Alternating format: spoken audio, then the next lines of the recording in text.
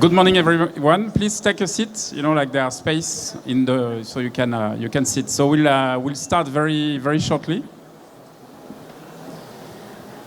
So this panel is covering the role of shared mobility and its really contribution to the decarbonization of cities. So how can shared mobility really support this decarbonization of cities? And I'm very happy to welcome you on this panel. This panel is organized by the Urban Mobility Partnership. My name is Sébastien Marteau. I'm Chief Commercial Officer at Fluctuo. Fluctuo, we are the largest aggregator of data on shared mobility in Europe. We collect data on bike sharing, scooter sharing, moped sharing, car sharing. We do that across 195 cities every day, every 5 minutes across Europe, but also in North America and Australia and New Zealand. Before we start and before I introduce you our panelists, a few words about the organizer of this panel. So this panel is organized by the Urban Mobility Partnership. It is a coalition of pan-European transport providers who have come together to develop policy solutions and work on projects to enhance mobility across European cities. And they have put this panel together today with two of its co-founders, Brompton, with Julian, on enterprise mobility. So very happy to have two of the co-founders of the Urban Mobility Partnership. The role of the Urban Mobility Partnership is to really work with policymakers, transport providers, technology innovators to develop policy initiatives that can really support the climate challenge, the challenge of congestion, air quality, and climate change. And what we will be covering is really how can they contribute, how shared mobility can really reduce and improve the quality of life across Europe. So I'm very happy to have three great speakers with you this morning. So first, I would like to present Aurélia de Bruce. So she's Head of Government and Public Affairs at Enterprise Mobility in France. Nice meeting you, Aurélia. Thank you, Sébastien. Then we have Julian Scriven. He's the Managing Director of Brompton Bike Hire at Brompton Bicycle. Good to see you, Good to Julian. see you. And then we have Catherine Garcera. She's the Global Head of Sustainability for Services and for the Financial Industry at SAP. Hi, everyone. Good to see you, Catherine. Good to see you. So, before we jump into a specific question, I just want to position, what we are looking at. I'm sure you've been hearing about Fit for 55. The Fit for 55 is really refers to the EU target for reducing net greenhouse gas emissions, by at least 55% by 2030. And what we see is that EU countries are really working on this new legislation to ultimately go to a climate neutral Europe in 2050. So that's extremely ambitious. And what we've seen quite recently, last month in February 2024, is that the European Commission published a detailed impact assessment with possible pathways to reach this climate neutrality in 2050. And if we look at this impact assessment, basically, so the EU Commission has announced that the goal is to really reduce climate emission by 90% in 2040. So it's almost tomorrow. And if we look at transport, the objective for transport emission is to really decrease them by 80% in 2040. So it's really really important. And this, of course, as you know, transports account for a third of all CO2 emissions that are generated by people on the planet. And here we are looking at shared mobilities on cities, to really enable and reach these climate neutralities. You know that cities, they represent 4% of the EU land area, but they regroup more than 75% of EU citizens. And these cities consume more than 65% of the world energy, and they account for 70% of all global CO2 emissions. So they are really where the decarbonization of urban mobility will have a real impact. And when we look at what is behind this decarbonization of road transport, it's really about developing public transport, developing car sharing, developing active mobility like walking and cycling, for short distance, and really bringing a level of affordability, for this service across all Europe. And as we are looking at shared mobility, I would like just to show you what shared mobility is today in Europe. At the end of 2023, we are looking at 930,000 vehicles, between all the different modes. They have been achieving more than 600 million trips, in the year 2023, for 2.3 billion euro of revenues. So it's really a sizable market. Of course, we see, some challenges, in terms of more and more, cities regulation with a certain financial fragility of the sector, with consolidation happening. However, we've seen some very interesting developments. First, on bike sharing services.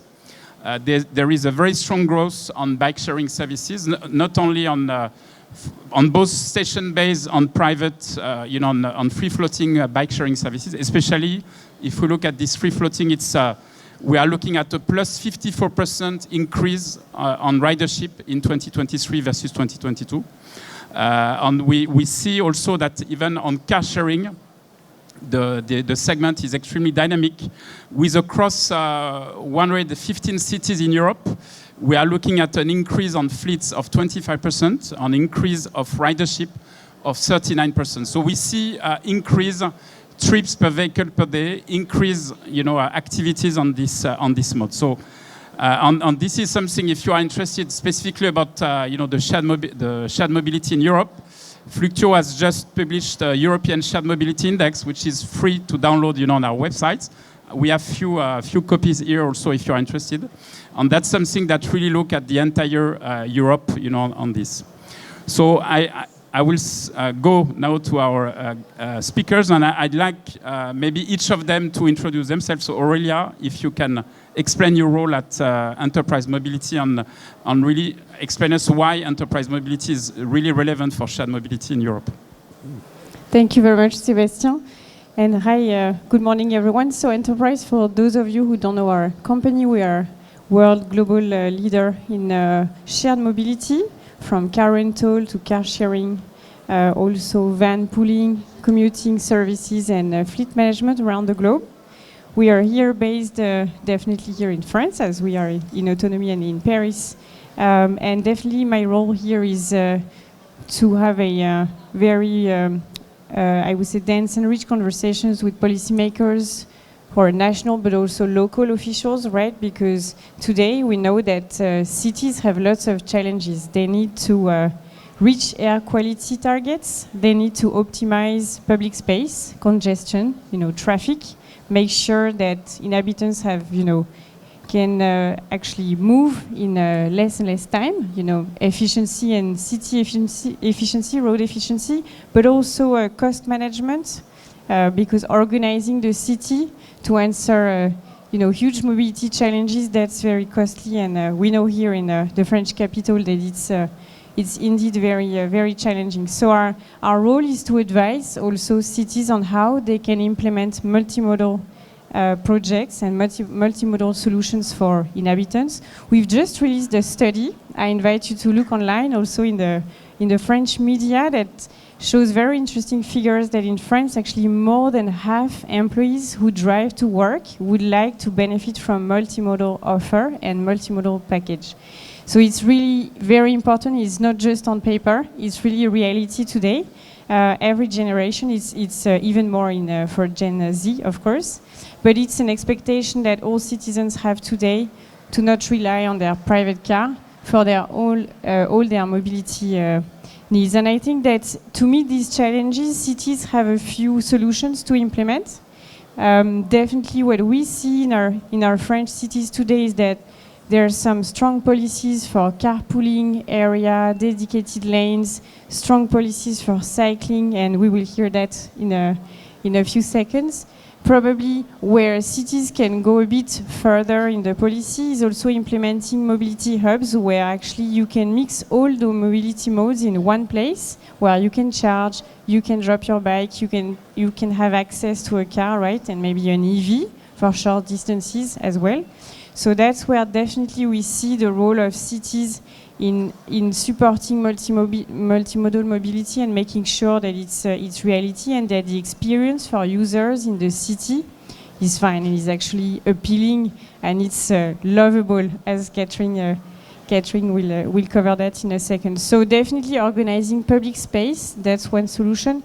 Also, financial incentives are important, and we know that in the past, cities and governments have subsidized majorly ownership, and in this transition from ownership to usership, it's really important that cities also incentivize mobility and access to a car, a bike, public transport. And their mobility credits have a very important role to play. So multimodal credits where, either if you can buy a car or lease a car, but you can also rent a car, rent a bike. You can access demand responsive transport service or a ride-hailing service with a single credit. That's really something that currently, that's probably the next step and next phase for cities to implement such multimodal packages and credits. Enterprise has, lots of experience and expertise in these areas. We've launched many projects in the UK where we have, through trials, we have measured the role of car sharing and car rental to actually increase active mobility, encourage people to take public transport, buses, coaches, trains, because when they arrive, at their destination, they have solutions for the last mile and they have solutions to actually reach their destinations. So we do have experience, and we're happy also to discuss that after this panel. I'm going to tease that a bit, but we are organizing a lunch, so whomever in the room wants to join us for the lunch to continue the discussion, we'll be happy to discuss. My colleagues are here as well. You can see we have a green E, so easy to identify if you want to also continue this conversation. Thanks, Aurelia. I mean, you've been mentioning bike, and I guess it would be really interesting to hear Julian, about Brompton, on the vision of Brompton on bike sharing, and what they are doing with across different geographies on this field. So maybe Julian, if you can present what you do. Thank you. Well, it's just incredible to be in Paris on a bike, right? I mean, first of all, we did a multimodal journey. Mr. James Lancaster at the back. We came over together. We used a combination of a car, the Euro shuttle, trains, even bicycles. Mr. Lancaster will show you how to unfold a Brompton later if you ask him. Apparently he can do it sub 10 seconds now. No? 10 weeks, did you say? Sub 10 weeks. Sorry, I got the kind of unit wrong. So anyway, for those that don't know, I'm Managing Director of Brompton Bike Hire. Brompton Bike Hire is part of Brompton Bicycles. Brompton Bicycles was founded 49 years ago, so we're about to be 50, which is still slightly younger than me. True story.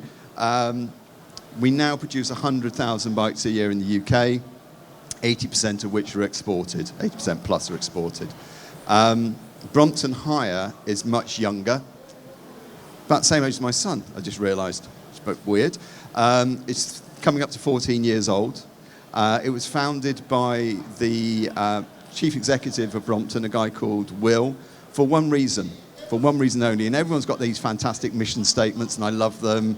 Brompton's main mission statement is, we create urban freedom for happier lives. That sounds great. I don't understand it. Brompton Bike Hire, much more simple. We get bums on bikes, okay? We're here to get people trying cycling, getting into cycling. That's our sole purpose. So whether that's through our hire scheme, so we have 85 locations in the UK where people can hire Bromptons for like £5 a day, €6 a day, like Amazon lockers, but cooler, because they've got bikes in, so of course they're cooler. Or whether it's our Wheels for Heroes campaign or our subscription scheme, anything that gets people cycling more, trying cycling. Because the reason why Will founded Brompton Hire was someone said to him, well, I'd love to try cycling, but if I buy a bike and I spend 300, 400 euros on a bike and then I don't use it, I'm going to feel rubbish. So I'm not going to buy a bike and then find out I don't ride.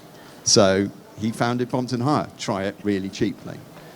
More recent examples, we have a partnership now with Deutsche Bahn in Germany, which is incredible, where if you are a regular user of Deutsche Bahn, you can subscribe and you can get a Brompton bike, a folding bike, like that one. I keep poking it. It doesn't poke back. And you subscribe and you get the bike delivered to your door, 41 euros a month, including insurance, including annual servicing. Deutsche Bahn love it.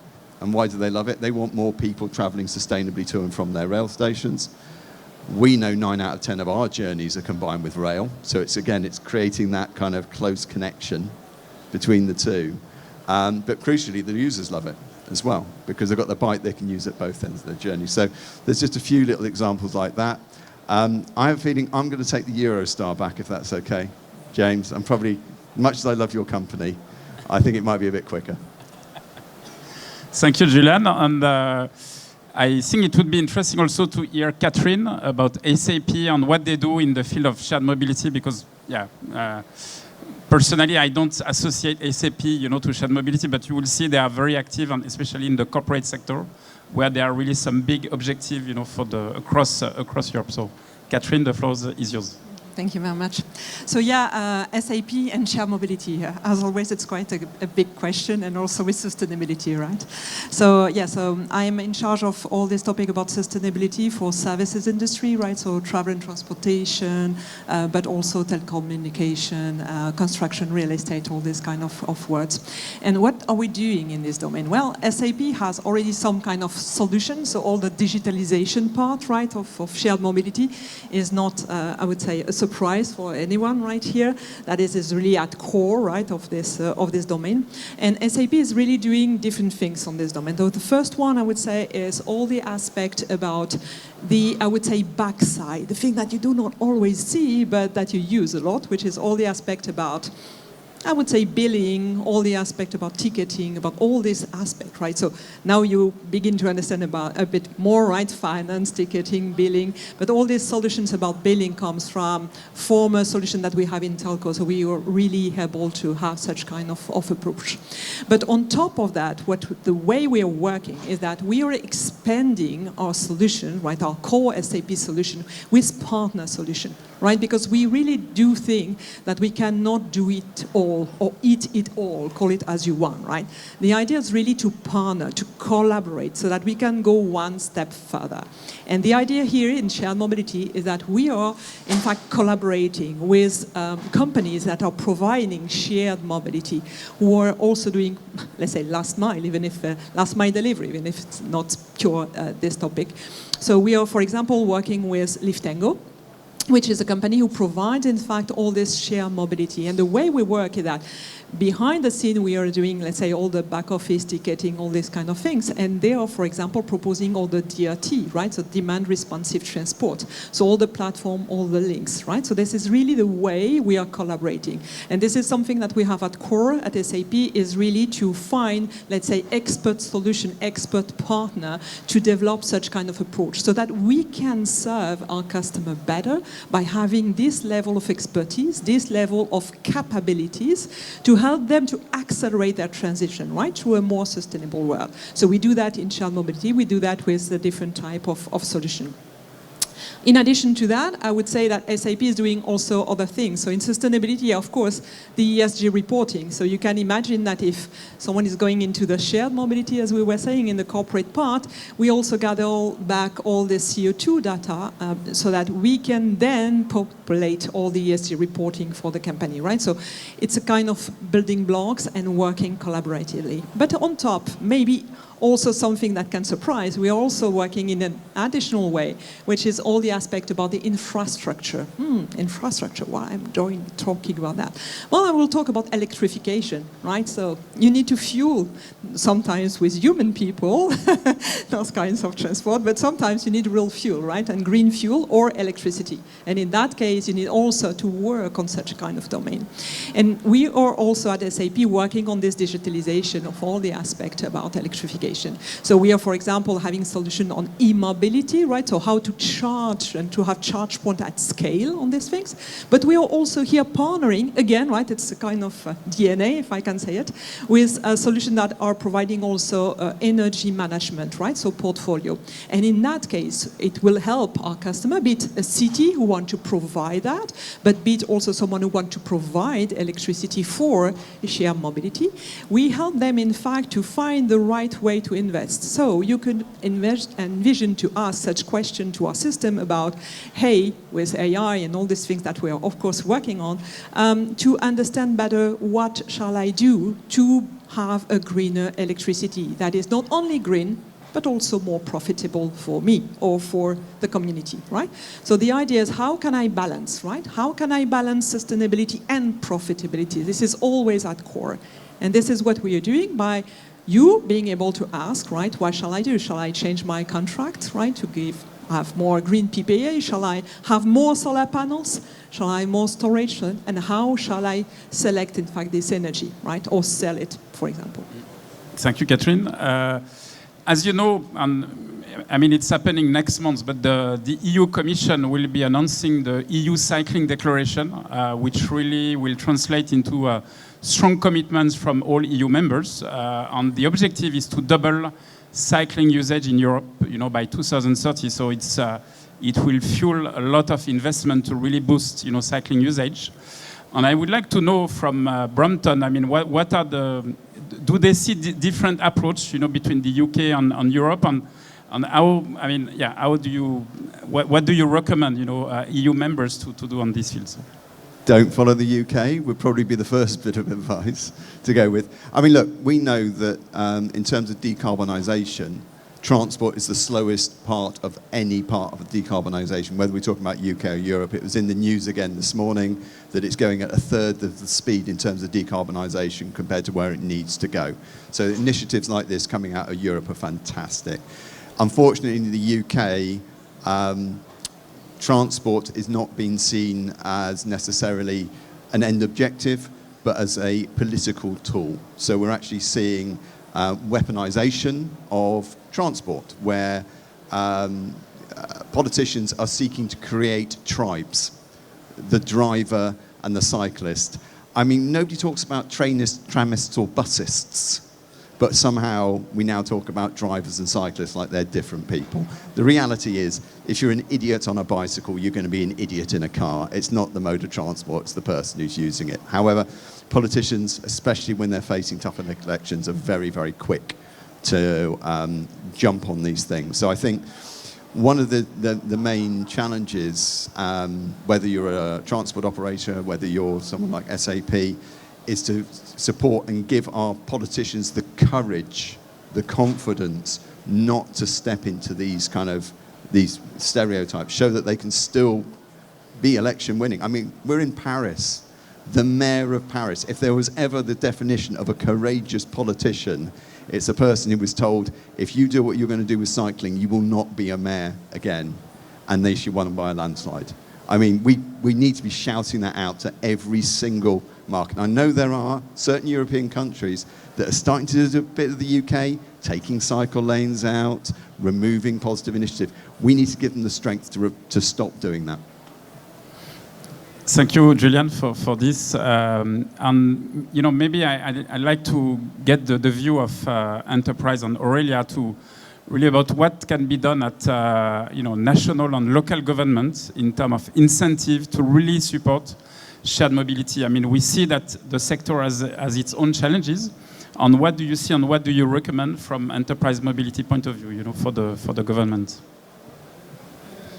Thank you, Sébastien. I think, well, first, we don't start from scratch, right? In France, I mean, France was the first country to actually implement a mobility bill 5 years ago, probably the front runner in Europe in terms of policy making on mobility.